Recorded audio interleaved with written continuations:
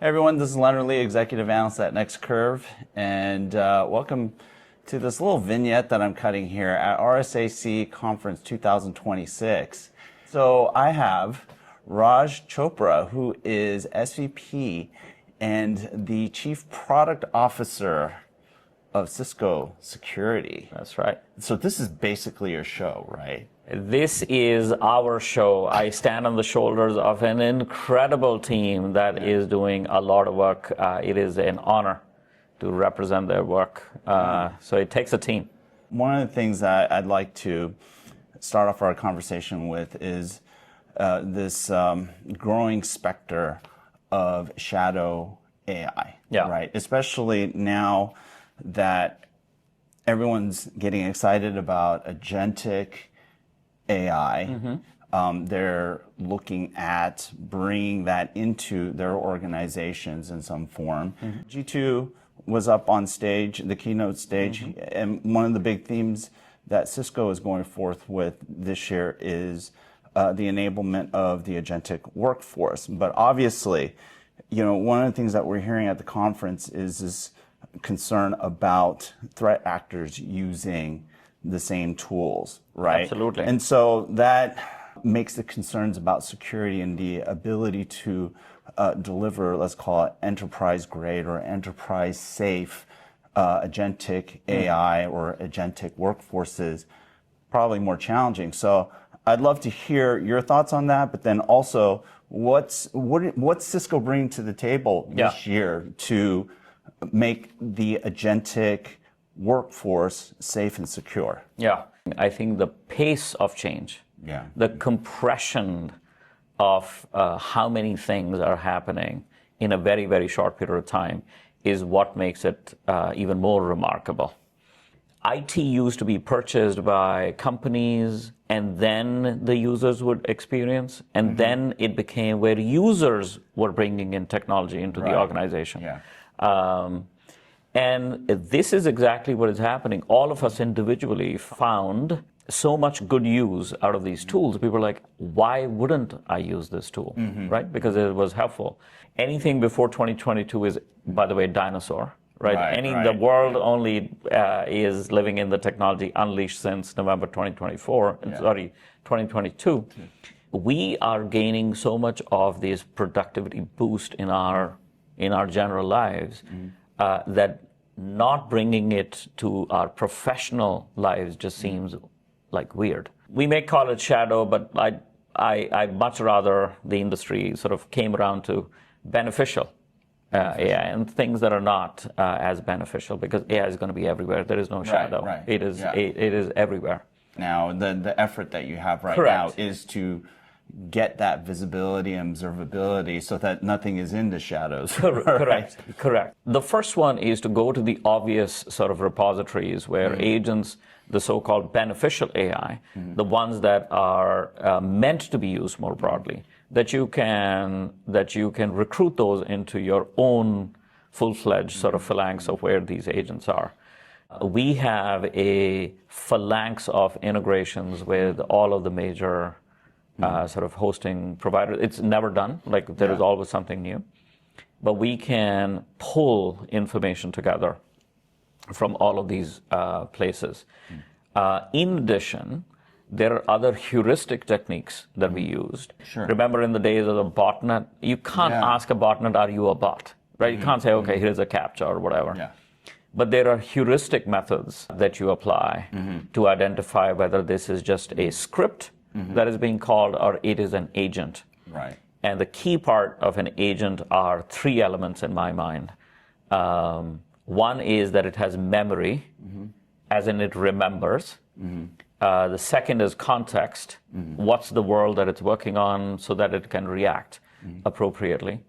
And the third is it reasons, it plans, it thinks, and then takes an input, curates it, gets more further input, chisels it down. It is reasoning. Those three elements make an agent. And we lean on those kinds of behaviors to heuristically get to like this is an agent versus just a script. Regarding identity, agentic identity, last year that was an emerging topic. Yeah. People were scratching their heads wondering, okay, how are we going to do this? Yeah. I've had some interactions with your Duo team over the course of the year, some great stuff. Maybe you can share with the Next Curve audience some of the things that you're announcing at RSAC Conference this year that can inform CISOs out there and enterprises and boards, okay? You need to be educated on this stuff, that it can give them some confidence that, agentic AI can actually happen in a safe way within enterprise boundaries. Let's get into it. So once you have a repository of these assets, or inventory, I think is a more appropriate term.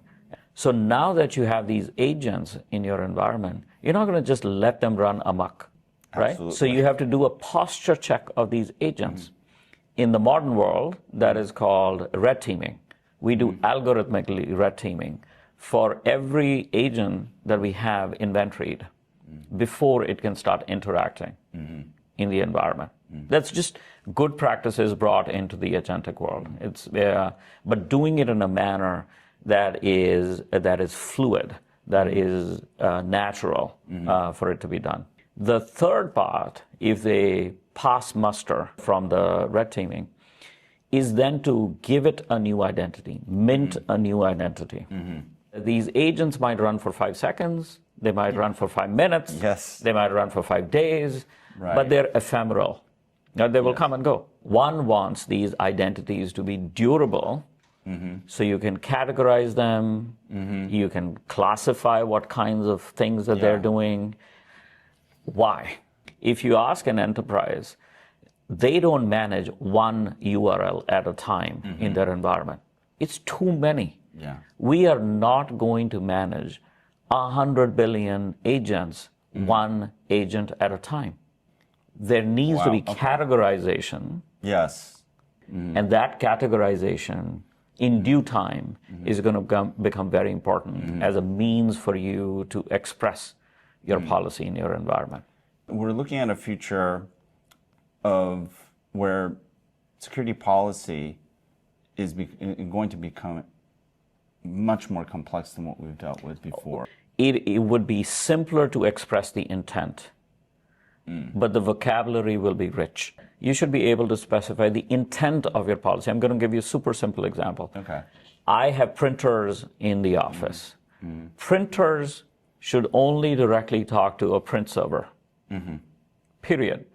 You should be able to very simply express that intent and how it gets implemented in the capillaries of your network, wireless, wired, switch, firewall, et cetera, that is plumbing.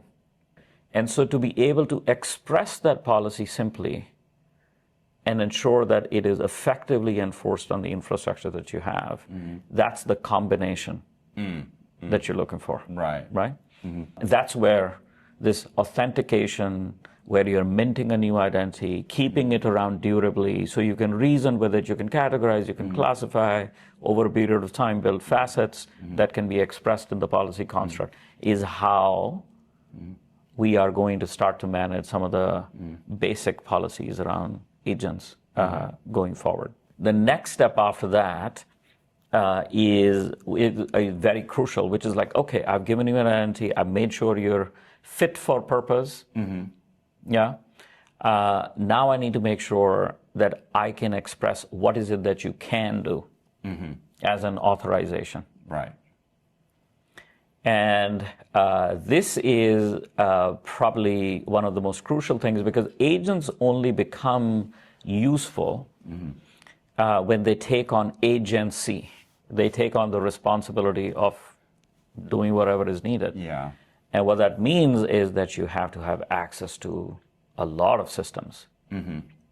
Because ahead of time, I don't know, as an agent, I don't know what all data I'm going to need to accomplish the task that I'm going to be prompted to do.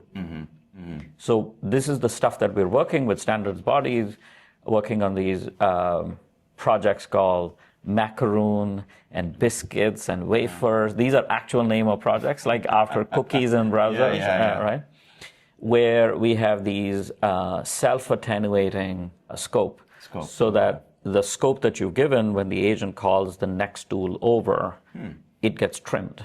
Yeah, okay. Because the craziness that happens is when an agent is using all of the permissions that it has to then reflect those in every interaction, that is where trouble starts. Yeah, okay. And then you keep a track.